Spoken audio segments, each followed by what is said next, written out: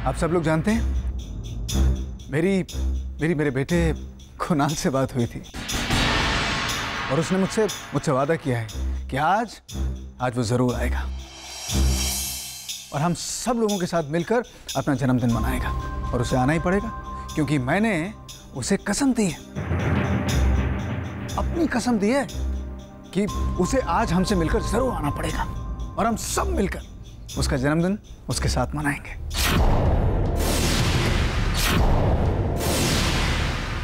समीर तुम ऐसे करो कि ये जो केक है ना इसे अंदर ले जाओ, खोल कर यहाँ पर ले आओ।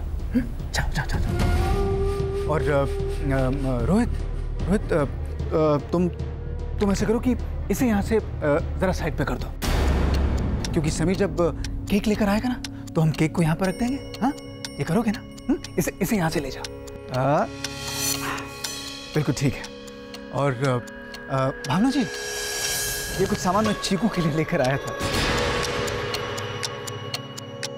लेकिन कुछ खाने का सामान भी है, इसे प्लेट में डालकर ले आइए, हम सब मिलकर खाएंगे।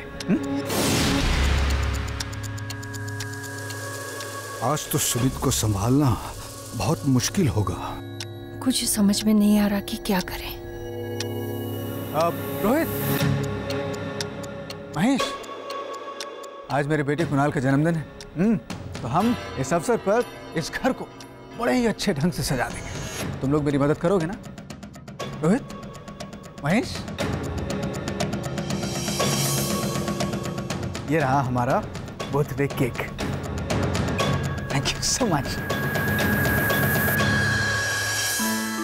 जहां तक मुझे याद है मैं कैंडल्स लेकर आया था। 21 इयर्स। आज मेरा बेटा कुणाल जो है 21 साल का हो जाएगा। He is a young man, नहीं? और आप सब लोग मेरे बच्चों से मिलकर आपको बहुत अच्छा लगेगा। सब के सब बहुत होनहार है, बहुत होनहार है। अब मेरा बेटा कुणाल जो है ना वो बिल्कुल समीर की तरह है। दिखता भी कुछ ऐसा ही है, यंग एंड हैंडसम, और संस्कार बिल्कुल इस समीर की तरह है। और जो मेरी बेटी भैरवी है वो तो बिल्कुल वृंदा पर गई है, उसी की कार्बन कॉपी है। हाँ, लेकिन चीकू थोड़ी सी नटखट है। सबको नचा कर रख देगी, सबको। उससे जरा बचकर रहना।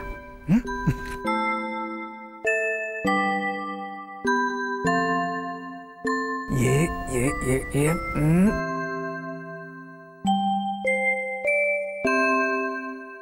लेकिन अभी तक तो मेरे बच्चों को आ जाना चाहिए। कुणाल ने तो मुझसे वादा किया था कि चीकू और भैरवी को लेकर बिल्कुल सही टाइम पे पहुंच जाएगा। हाँ, उसने मुझे कसम दी थी। सच, क्यों नहीं आए? अरे हाँ, मुझे याद आया। अब मेरा बेटा कुणाल जो है ना उसकी एक आदत है।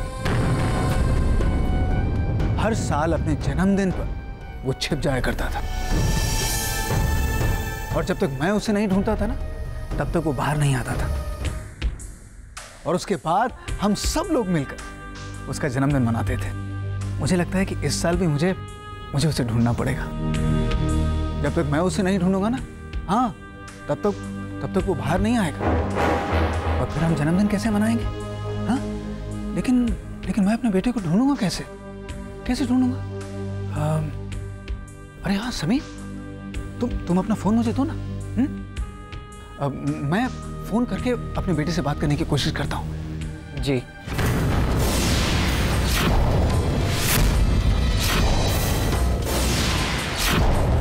शायद मुझे आइडिया लग जाए कि वो कहां पर हो, है ना? दो ना अपना फोन।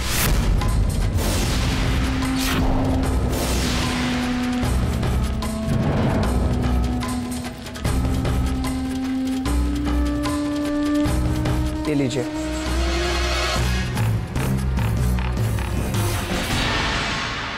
अरे वृंदा, तुम कहां चली गई थी? बिना बताए तुम दिल्ली चली गई। कम से कम मुझे बताया तो होता, मैं तुम्हारे साथ चल सकता था। इतना तो सोचा होता तुमने। तुम भी ना। एनीवे, तुम जानती हो आज हमारे बेटे कुणाल का जन्मदिन है। कुणाल का। तुमने मुझसे वादा किया था कि उसके जन्मदिन पर सब कुछ तुम करोगी, सारा अरेंजमेंट तुम करोगी, लेकिन देखो तुम यहाँ पर नहीं थी।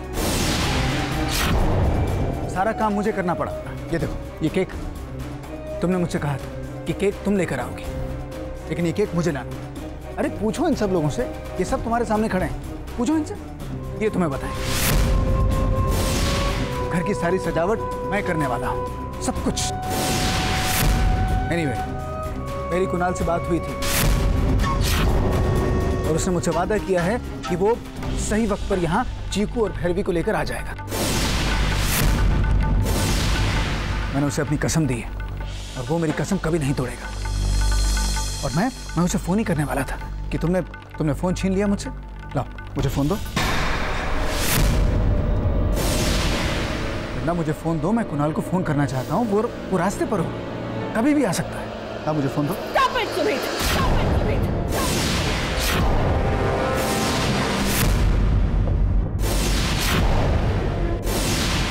बस कर, कोई नहीं आएगा, सुना तुमने? नहीं आएगा? क्यों नहीं आएगा? वो जरूर आएंगे, जरूर आएंगे। कोई नहीं आएगा सुमित, कुणाल आ नहीं सकता सुमित, कुणाल नहीं आ सकता। क्यों नहीं आ सकता? अरे उसने मेरी कसम ली है, वादा किया है कि वो आएगा, वो जरूर आएगा। वो नहीं आ सकता सुमित। क्यों नहीं आ सकता? तुम मेरी बात क्यों नहीं समझते? कुणाल नहीं आ सकता। क्यों नहीं आ सकता? क्यों नहीं छोड़ते अपनी? क्यों नहीं आ सकता? बताओ मुझे, क्यों नहीं आ सकता? उसने मुझसे वादा किया है, मेरी कसम खाई है कि वो आएगा। वो नहीं आ सकता क्योंकि वो मर चुका है।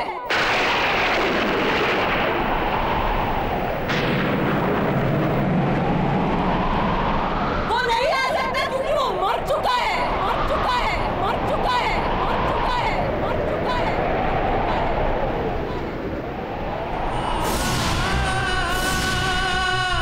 सुमित, कुणाल मर चुका है, सुना तुमने?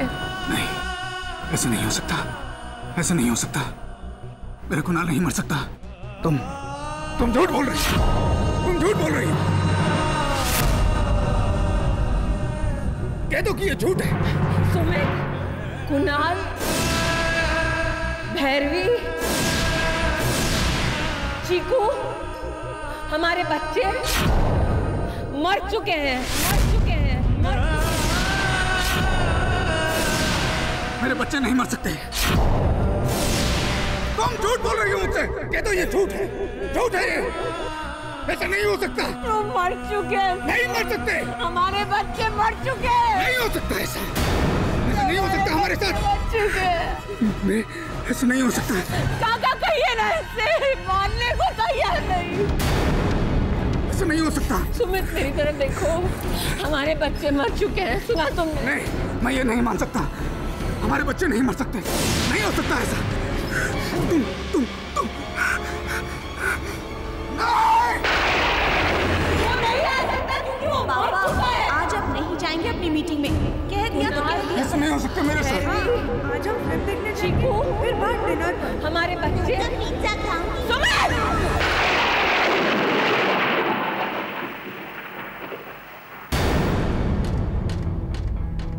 इसी बात का डर था मुझे।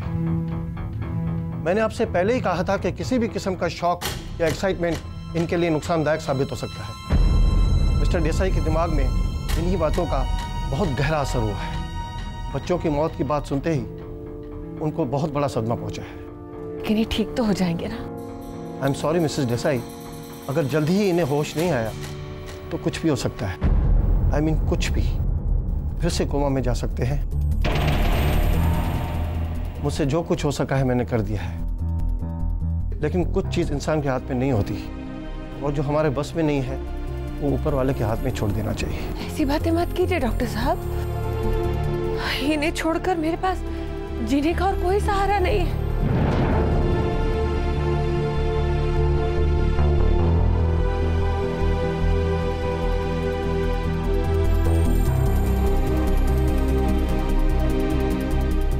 उसके ऊपर भरोसा रख बेटी, जिसने तुझे इस इम्तिहान में डाला है वही तुझे इस इम्तिहान से बाहर भी निकाल देगा। आखिर एक न एक दिन सच तो बाहर आना ही था। इसी बात का तो डर है मीठी बा कि सच एक बार फिर सामने आ जाएगा।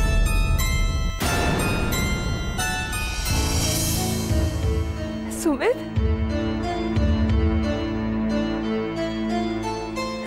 सुमित, आंखें खोलो ना, देखो मैं बैठी हूँ पास तुम्हारे। सुमित प्लीज आंखें खोलो, एक बार मेरी तरफ देखो प्लीज। देखो सुमित, आंखें क्यों नहीं खोलते?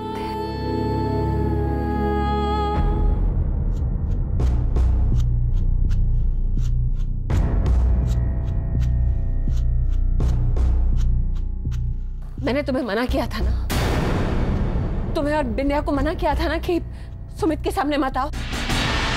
लेकिन मासी, अब तो उन्हें सच्चाई के बारे में पता चल ही चुका है। मैं और बिंदिया सामने आ जाए भी तो। अरे हर सवाल का जवाब नहीं है मेरे पास, हाथ जोड़ती तुम जाओ यहाँ से। लेकिन मासी, मैं कह रही हूँ ना कि तुम जाओ यहाँ से, तुम जाओ प्लीज, जाओ।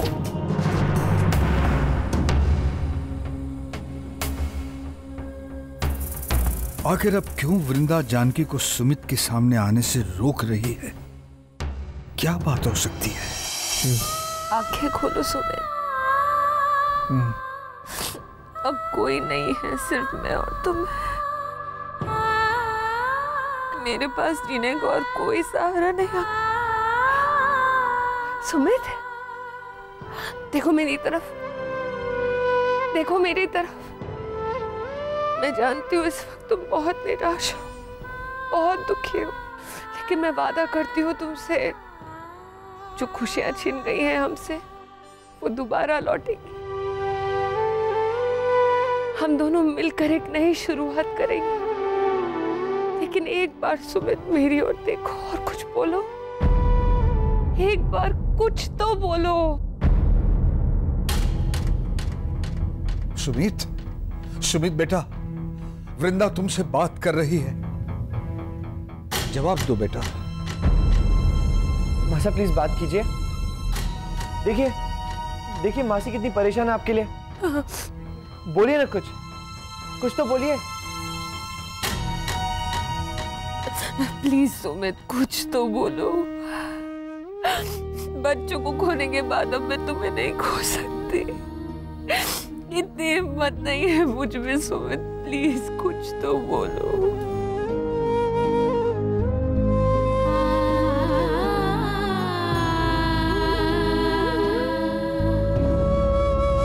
शायद मासी को बच्चों के बारे में बताना ही नहीं चाहिए था। देखा नहीं मौसा जी कितने टूट से गए हैं बच्चों की मौत की खबर सुनकर। लेकिन बिंदिया, मासी इस बात को कब तक छुपाती? एक ना एक दिन मासा जी को सब कुछ पता चलना था, और जिस दिन भी ये होता उनकी यही हालत होनी थी। ऐसी खबर तो किसी की भी हालत खराब कर सकती है, और मौसा की तबीयत तो वैसे ही बहुत खराब थी। सचमुच उन्हें बहुत बड़ा सदमा लगा है। लेकिन समीर, तुम्हें मासी का बिहेवियर कुछ अजीब सा नहीं लग रहा? I mean, पहले तो उन्होंने कहा कि मुझे और बिंदिया को उनके सामने नहीं जाना है क्योंकि उन्हें अपनी बेटी की याद आ सकती है। ठीक है, लेकिन क्या तुम्हें और रोहित को देखकर उन्हें कुणाल की याद नहीं आती? तो फिर सिर्फ हम ही उनसे क्यों न मिले? यही बात तो मुझे भी समझ में नहीं आ रही। मासा को सारी सच्चाई बताने के बाद भी मासी ऐसा क्यों कर रही है? ऐसा लगता है अभी भी मासी के मन में कुछ तो है जो उन्हें परेशान कर रहा है। हाँ रोहित, इसका मतलब तो यही होता है कि मासी के मन में अब भी कोई राज है जो सिर्फ मौसा जी से नहीं, हमसे भी छुपा रही है। हाँ, और जिसका सीधा कनेक्शन जानकी से है। बिंदिया ठीक कह रही है समीर। तुम्हें याद है जब हम पहली बार हॉस्पिटल गए थे मासा जी से मिलने, तभी मासी ने मुझे उनसे मिले बिना ही वहां से लौट जाने के लिए कहा था। पर मासी आपको अकेले यहाँ पर कैसे छोड़ सकते हैं? मैंने कहा ना जाओ यहाँ से। और जब मैं दूसरी बार गई थी टिफिन लेकर, तब भी उन्होंने मुझे दरवाजे पर ही रोक लिया था, मासा जी से मिलने नहीं दिया था। हाँ याद है। इससे तो लगता है कि मासी नहीं चाहती हैं कि जानकी मासा जी के सामने जाए। जो भी राज है वो जानकी को लेकर ही है। I think you are right Rohit. Janaki, तुम्हें याद है मैंने कहा था कि मासी को हॉस्पिटल में एक फ़ोन आया था, वो सुन के काफ़ी परेशान हो गई थी। मैंने उनसे पूछा भी था कि क्या बात है, पर उन्होंने बात टाल दी। मुझे वहाँ मासी जी के पास छोड़ के वो कहीं चली गई, और जब मैंने पूछा तो उन्होंने कहा कि वो मुझे बाद में बताएंगे। हाँ जानकी, उस दिन वो फ़ोन पे भी यही कह रही थी कि कोई ऐसा राज है जो सालों से छुपा रही है, और अब भी उन्हें छुपाना होगा। ऐसी कौन सी बात है जिसका ताल्लुक जानकी से है और वहां पे बता नहीं रही हैं? पता नहीं बिंदिया, लेकिन ये राज जो भी है, मैं इसका पता जरूर लगाऊंगी।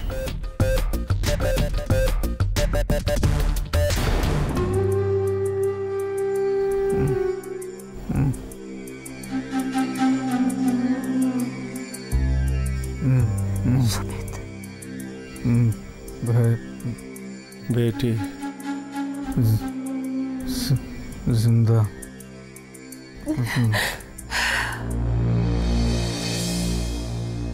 मैं जिंदा हूँ। सुना तुमने? मैं जिंदा हूँ और अपनी पूरी जिंदगी तुम्हारे साथ बिताना चाहती हूँ। बच्चों को मैं खो चुकी हूँ सुमित, अब तुम्हें खोने की हिम्मत नहीं है मुझ में।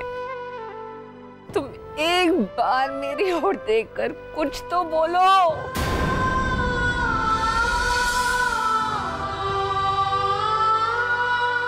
क्या करूं मैं, क्या करूं?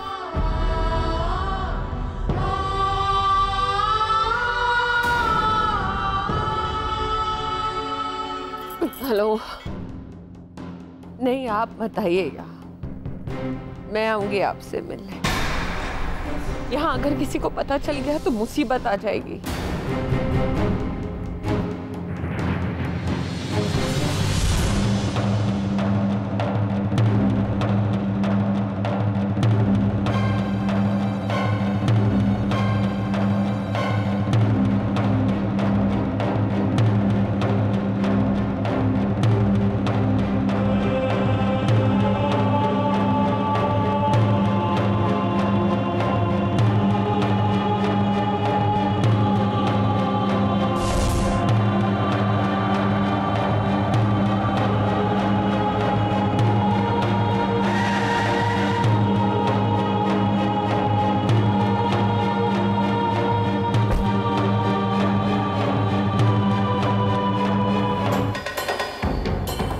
जीजा जी। हाँ वृंदा आ गई। इससे पहले कि धीरे धीरे